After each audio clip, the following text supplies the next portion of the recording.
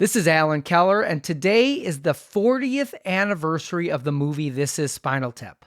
Yes, 40 years ago, I was years old when I first saw this tremendous Rob Reiner flick, and I remember clearly thinking, one day, 20 into the future, I will turn this experience into a podcast.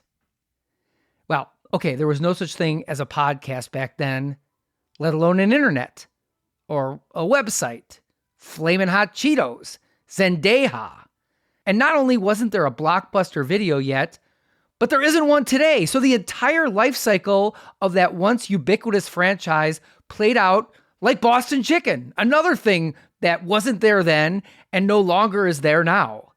And if you've never heard of either of those franchises, Google it. Something else that nobody heard of back then when This Is Spinal Tap hit the theaters in the mall.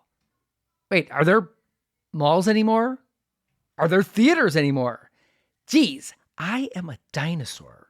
Anyway, in order to celebrate this momentous occasion, we're going to play a rock and roll recreation of our top 11 moments from the movie This Is Spinal Tap.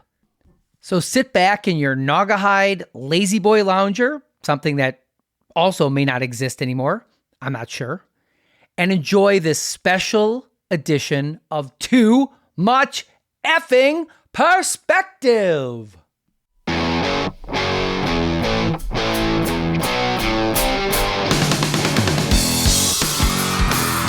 Hello, Cleveland!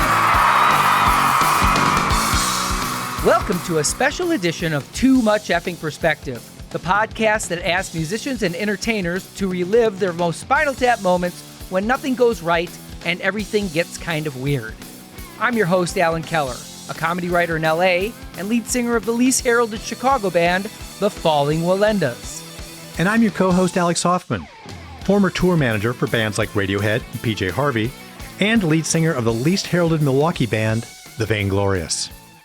After we wrapped up the first season of our podcast, Alex and I came to realize that although a lot of you love the movie This Is Spinal Tap, on which our show is based, you may not have seen it in a long, long time and probably don't have the nerdy, encyclopedic memory of every second of the film like we do. It was released in 1984. Yeah, and so was Punky Brewster, and that hasn't kept you from memorizing every single episode. I told you, Alan. It was Doogie Howser. Then why do you dress like her every Halloween? Right. So we thought we'd count down our 11 favorite Spinal Tap moments from the movie to jog your memory. We don't have time for that, Alex. See right there? Alan just unnecessarily jumped in with a verbatim quote from Spinal Tap's famous Hello Cleveland scene. Hello, Cleveland! Hello, Cleveland! When the band gets lost backstage and the janitor tries to guide them back to the main stage. Yeah. Turn right. Yeah. And then there's a little jog there, about 30 feet. Jog to the left. We don't have time for that. Go straight ahead. I wouldn't say my comment was unnecessary. I was just demonstrating how eminently quotable this film is. But admit it, Alan, you're attending TAP Anonymous meetings weekly, aren't you? What about the word anonymous don't you understand, Alex? All right, enough. Well, it is time to break like the wind you can't help yourself, can you? and start our countdown of the Tap 11 Spinal Tap moments.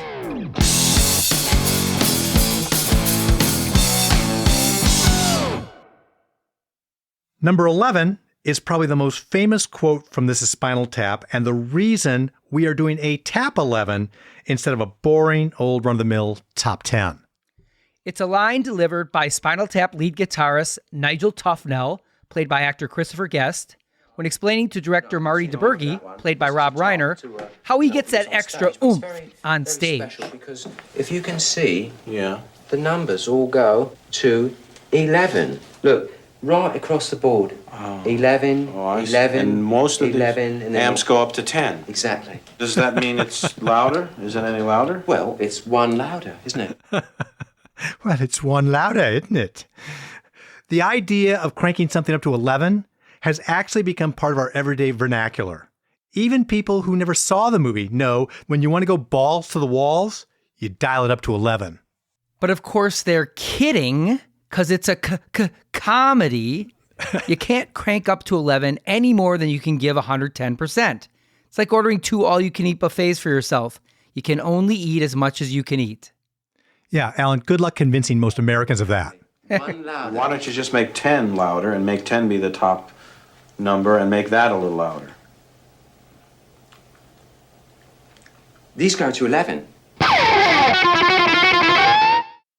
At number 10 is Tap bassist Derek Smalls, played by Harry Shearer, discussing his role in the band as basically the intermediary between the two leads, Nigel, and singer David St. Hubbins, played by Michael McKean. We're very lucky in a sense that we've got 2 visionaries in the band. You know, David and Nigel are both like poets, you know, like Shelley or Byron or people like that. The 2 totally distinct types of visionaries. It's like fire and ice, basically. You see, and I feel my role in the band is to be kind of in the middle of that, kind of like lukewarm water. And that is so true because any band with co-leaders is going to need a third guy to serve as the warm water, so to speak. And hopefully that guy isn't near the mic stand because puddles and electricity, bad combination. Number 9 comes from the running bit that all Spinal Tap drummers end up dying from mysterious causes. It's actually the most dangerous occupation in the world, next to being a lumberjack or a taste tester at California Pizza Kitchen. There goes another potential sponsor. It'll free us up to go after the Derek and the Domino's Pizza franchise. That's another $5 in the pun jar, Alan. I am going to go broke. In this scene, Nigel describes the death of drummer Peter James Bond.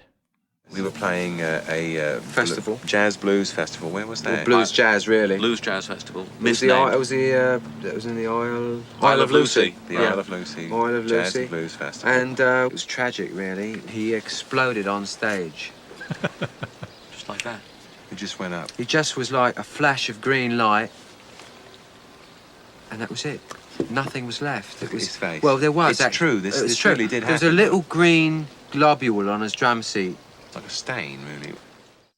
You know, it took me dozens of viewings before I got the gag that Isle of Lucy is a riff on I Love Lucy. You're not as quick as I thought.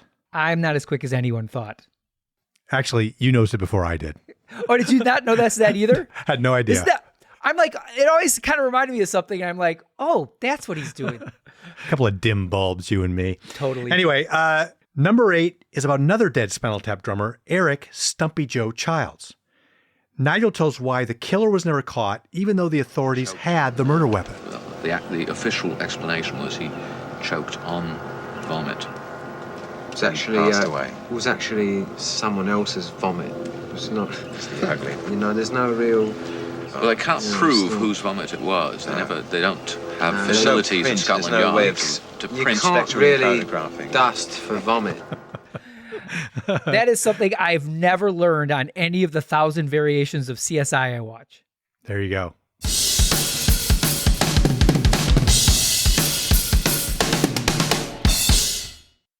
At number 7 is David St. Hubbins talking about the reason why he's not too upset about his lifelong friend and bandmate Nigel quitting Spinal Tap in the middle of their tour after they've had a falling out. Well, I'm sure I'd feel much worse if I weren't under such heavy sedation. What I particularly love in that scene is you can see that Michael McKean's pupils are extremely dilated.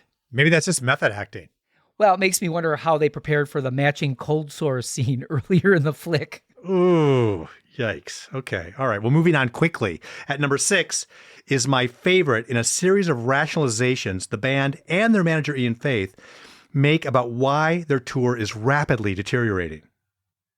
When the original design for their Smell the Glove album is deemed too sexist, their label Palmer Records just leaves the cover blank and black. But Nigel tries to put the best possible spin on it. Yeah, get it? Spin? Like a record or something? Nerd. I think he's right. There's something about this that's so black. It's like, how much more black could this be? And the answer is none. None. But David isn't fooled. This is something you wear around your arm. You don't put this on your fucking turntable. David, it's a choice. And their managers answered all that. It's time to kick ass. And it's time for us to take a short break.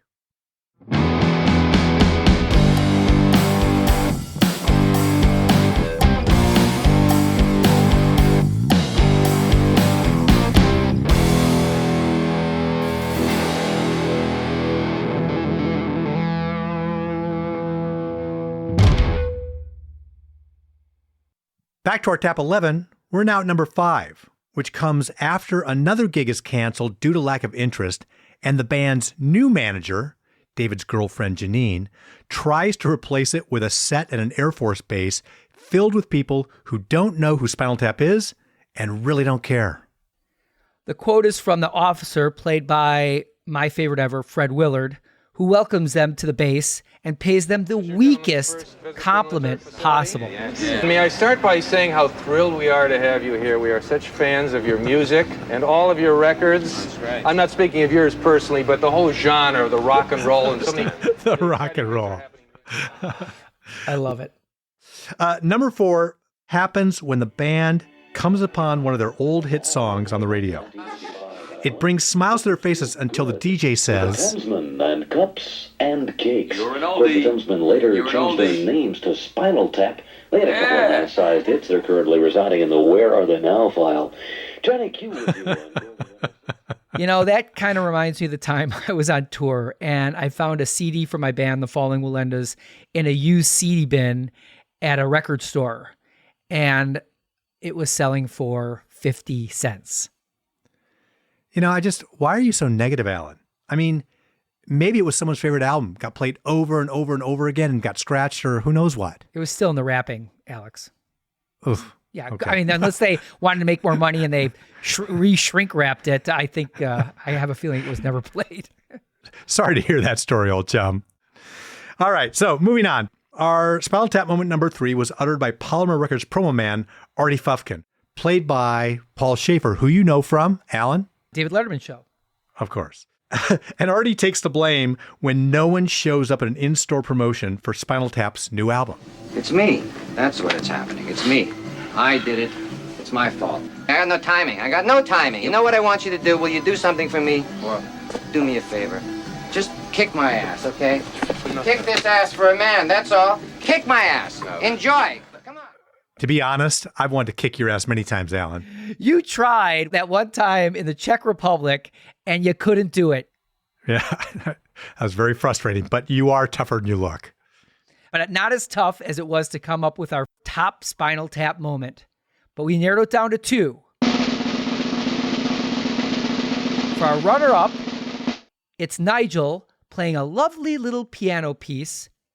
But when asked what the title of that piece is, the answer is not quite what you expect. It's very pretty.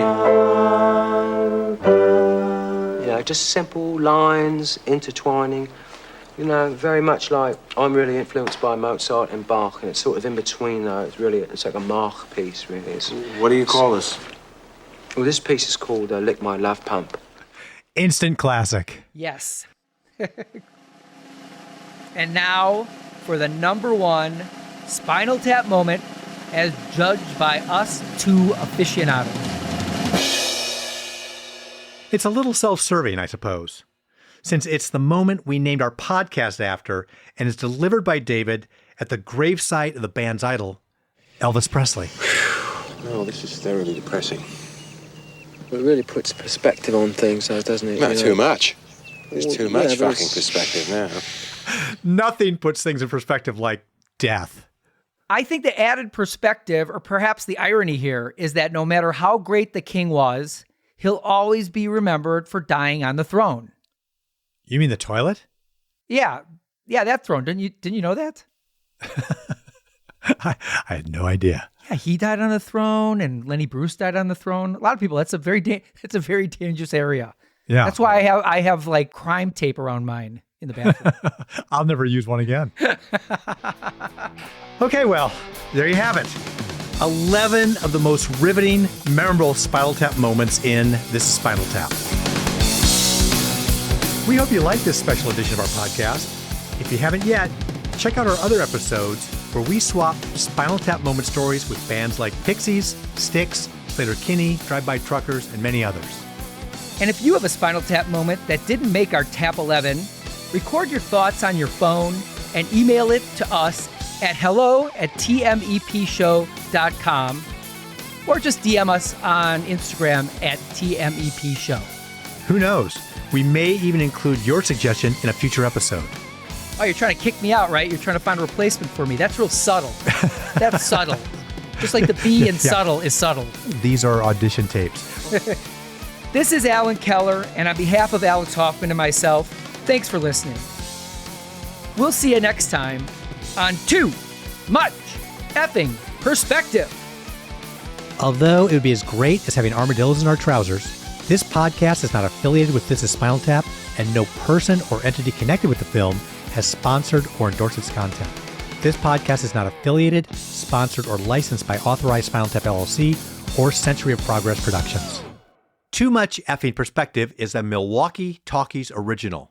Evergreen Podcast Network.